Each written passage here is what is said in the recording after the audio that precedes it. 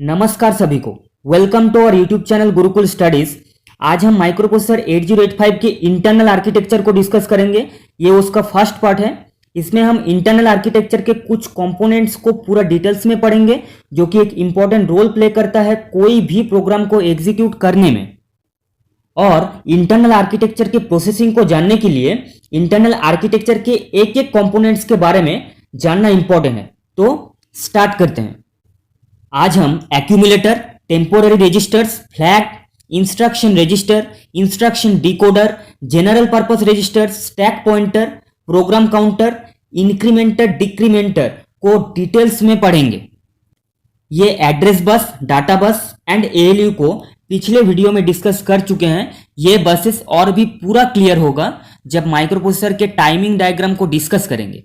तो पहला है एक्यूमुलेटर। एक्यूमुलेटर और रजिस्टर ए।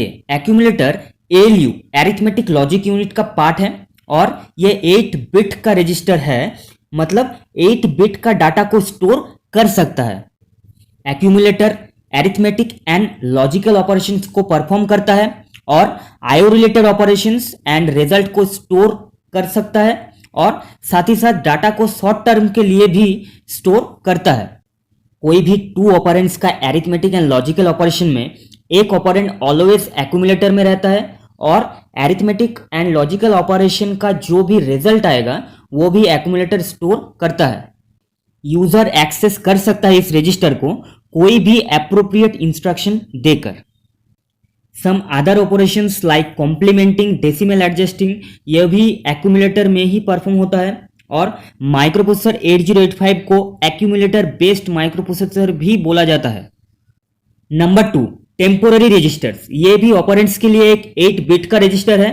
एएलयू इमीडिएट डाटा या रिजल्ट को स्टोर करने के लिए टेम्पोररी रजिस्टर को यूज करता है और ये रजिस्टर यूजर एक्सेसिबल नहीं है, मतलब एक इनबिल्ट रजिस्टर है जो कि यूजर प्रोग्रामेबल नहीं है। इंटरनली इंफॉर्मेशन को स्टोर करता है। कोई भी 2 ऑपरेंड्स का अरिथमेटिक एंड लॉजिकल ऑपरेशन में एक ऑपरेंड तो एक्यूमुलेटर प्रोवाइड करता है और दूसरा ऑपरेंड प्रोवाइड करता है temporary registers. Similarly W and Z register भी टेम्पोररी रजिस्टर है which is used to hold 8 bit data during execution of some instruction. W and Z register को कंट्रोल सिस्टम यूज करते हैं कोई भी ऑपरेंड या इंटरमीडिएट ऑपरेंड को hold करना और मेमोरी या आईओ डिवाइस का एड्रेस को होल्ड करना। टेम्पोररीली ये W और Z रजिस्टर परफॉर्म करते हैं। Number 3, flag register. Flag register special purpose register के अंडर में आते हैं और ये भी 8 बिट का रजिस्टर है।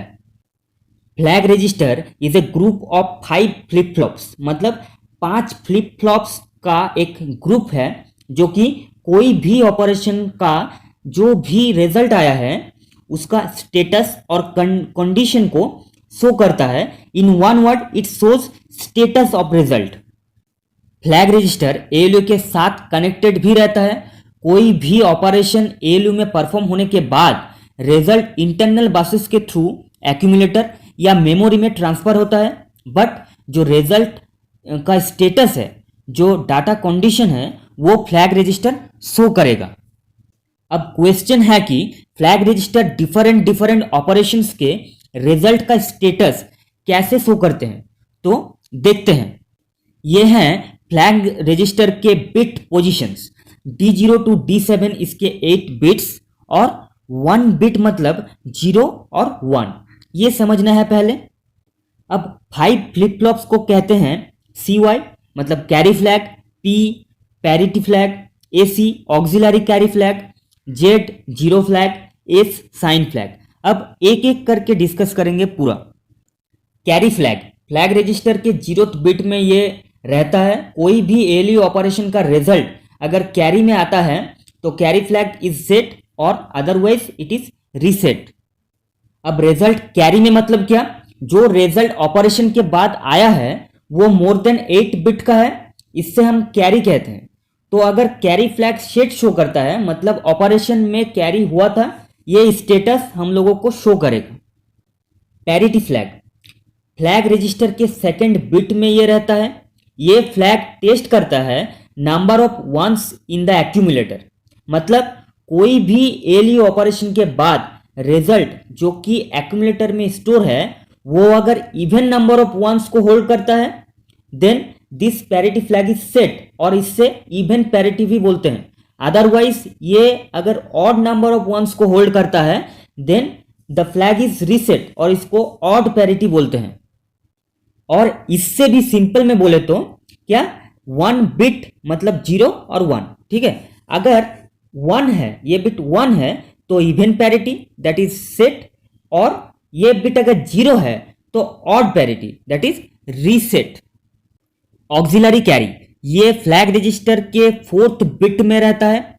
कोई भी एलयू ऑपरेशन में अगर कैरी जेनरेट होता है by the 3rd bit D3 और वो जाता है 4th बिट मतलब D4 में, तो then AC flag auxiliary carry flag is set that is 1, और अदरवाइज इट इज रीसेट मतलब 0। अगर ये बिट 1 है मतलब कैरी आउट फ्रॉम D3, और अगर ये 0 है मतलब क्या, D3 कोई भी कैरी जेनरेट नहीं किया है। कुछ इंपॉर्टेंट पॉइंट्स हैं, ये फ्लैग सिर्फ BCD binary coded decimal number system के लिए ही यूज होता है, और this is the only flag in microprocessor 8085 जो कि प्रोग्रामर एक्सेस नहीं कर सकता है, मतलब प्रोग्रामर इसको यूज नहीं कर सकता है। 0 फ्लैग ये फ्लैग रजिस्टर के 6th बिट में रहता है। कोई भी एलयू ऑपरेशन का रिजल्ट अगर 0 आता है तो जेड फ्लैग इज सेट, मतलब जेड इज इक्वल टू 1। अगर रिजल्ट 0 नहीं आता है then Z flag is reset, मतलब जेड इज इक्वल टू 0। अब रिजल्ट 0 आना मतलब क्या, जो भी रिजल्ट एक्यूमुलेटर में आया है वो 8 बिट का है और सभी 8 बिट्स 0 है। ये फ्लैग रजिस्टर, ये फ्लैग हमें हेल्प करता है कोई भी 2 नंबर इक्वल और नॉट इसको आइडेंटिफाई करने में। साइन फ्लैग ये फ्लैग रजिस्टर के 7th बिट में रहता है और ये सबसे मोस्ट सिग्निफिकेंट बिट है फ्लैग रजिस्टर में। अब ये मोस्ट सिग्निफिकेंट बिट क्यों है, बिकॉज ये प्रोग्रामर को हेल्प करता है कोई भी नंबर जो कि एक्यूमुलेटर में स्टोर है वो नेगेटिव है या पॉजिटिव है, मतलब कोई भी अरिथमेटिक या लॉजिकल ऑपरेशन का जो रिजल्ट एक्यूमुलेटर में स्टोर है वो नेगेटिव है या पॉजिटिव है। अगर नंबर नेगेटिव है then sign flag is set D7 is equal to 1, और अगर नंबर पॉजिटिव है then sign flag is reset, मतलब D7 is equal to 0। Number 4 instruction register. Instruction register एक स्पेशल पर्पस रजिस्टर है जो कि कोई भी इंस्ट्रक्शन का 8 बिट ऑपकोड पोर्शन को रिसीव करता है। ये रजिस्टर प्रोग्रामर एक्सेस नहीं कर सकता है, मतलब प्रोग्रामर यूज नहीं कर सकता है। क्यों? क्योंकि कोई भी इंस्ट्रक्शन नहीं है 8085 की इंस्ट्रक्शन सेट में जो कि प्रोग्रामर ओन चॉइस पे इंस्ट्रक्शन रजिस्टर को कंट्रोल कर सके। मतलब 8085 प्रोसेसर ऑपरेशंस को परफॉर्म करने के लिए प्रोसेसर फर्स्ट इंस्ट्रक्शन का ऑपकोड को फेच करता है फ्रॉम द मेमोरी, और वो इंस्ट्रक्शन का ऑपकोड मेमोरी के एक पर्टिकुलर एड्रेस में रहता है। एड्रेस बस उसी एड्रेस में पहुंचता है और मेमोरी रिस्पॉन्ड करता है। मेमोरी डाटा बस में मतलब जो डाटा है ऑपकोड है उसको प्लेस करता है, और CPU ये ऑपकोड को स्टोर करता है एक रजिस्टर में, और वो ही रजिस्टर है ये इंस्ट्रक्शन रजिस्टर। तो ये था इंस्ट्रक्शन रजिस्टर। अब number 5 instruction decoder. Instruction decoder एक 8 बिट का रजिस्टर है। कोई भी इंस्ट्रक्शन जो इंस्ट्रक्शन रजिस्टर में स्टोर है वो इंस्ट्रक्शन रजिस्टर से इंस्ट्रक्शन डिकोडर में आता है, और इंस्ट्रक्शन डिकोडर इंस्ट्रक्शन को डिकोड करता है। अब डिकोड करना मतलब क्या, जो इंस्ट्रक्शन आया है उसको समझना, उसे कहते हैं डिकोड करना। इंस्ट्रक्शन डिकोडर डिकोड करके इवेंट के सीक्वेंस को एस्टेब्लिश करता है जो कि प्रोसेसर फॉलो करता है ये सीक्वेंस को, और इंस्ट्रक्शन डिकोडर से data timing and control unit में जाता है, और प्रोसेसर जो भी इंस्ट्रक्शन है उसका पूरा कंप्लीट करता है और प्रोग्राम को पूरा एग्जीक्यूट करता है। Number 6 general purpose registers. Microprocessor 8085 में 6 जनरल पर्पस रजिस्टर हैं, और एक एक जनरल पर्पस रजिस्टर 8 बिट के होते हैं, मतलब 8 बिट का डाटा स्टोर कर सकता है कोई भी प्रोग्राम को परफॉर्म करने के लिए।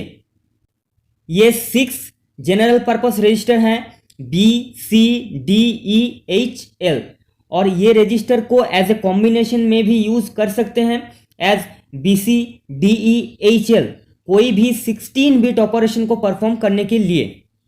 और ये प्रोग्रामर एक्सेसिबल है, मतलब प्रोग्रामर यूज कर सकता है कुछ इंस्ट्रक्शन प्रोसेसर को देकर।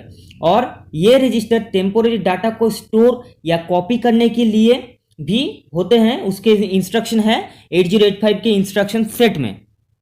और जब भी general purpose registers as a combination और पेयर में यूज होते हैं तो मोस्ट सिग्निफिकेंट बाइट को लेफ्ट रजिस्टर और लेस सिग्निफिकेंट बाइट को राइट रजिस्टर स्टोर करता है। मतलब एक एग्जांपल से इसे समझते हैं। कोई भी 16 बिट एड्रेस अगर DE रजिस्टर पेयर में स्टोर है तो D में 90H मोस्ट सिग्निफिकेंट बाइट और E में 00H less significant bite store रहता है। Number 7, stack pointer. यह भी एक स्पेशल पर्पस रजिस्टर है जो कि 16 बिट का है। एज ए मेमोरी पॉइंटर ये स्टैक पॉइंटर यूज होता है। अब स्टैक मतलब क्या? स्टैक एक लीनियर डाटा स्ट्रक्चर और सेट ऑफ मेमोरी लोकेशन है जिसको फॉलो करते हैं एक पर्टिकुलर ऑर्डर में कोई भी ऑपरेशन को परफॉर्म करने के लिए। स्टैक कुछ नहीं, रैम का ही एक पोर्शन है। अब कोई भी starting memory location address less than 1 address of stack pointer होता है। स्टैक पॉइंटर रजिस्टर स्टैक के टॉप मेमोरी लोकेशन को होल्ड करता है। डाटा जब भी स्टैक में लोड होता है स्टैक पॉइंटर डिक्रीमेंट करता है, और डाटा जब भी निकालते हैं तो ये स्टैक पॉइंटर इंक्रीमेंट होता है। पुश एंड पॉप ऑपरेशंस के लिए स्टैक पॉइंटर ऑलवेज इंक्रीमेंटेड और डिक्रीमेंटेड बाय 2। क्योंकि ये एक पूरा टॉपिक है 8085 के प्रोग्रामिंग में, ये पूरा क्लियर हो जाएगा। नंबर 8, प्रोग्राम काउंटर और पीसी। प्रोग्राम काउंटर एक 16 बिट रजिस्टर है और ये एक स्पेशल पर्पस रजिस्टर भी है। ये भी मेमोरी पॉइंटर है।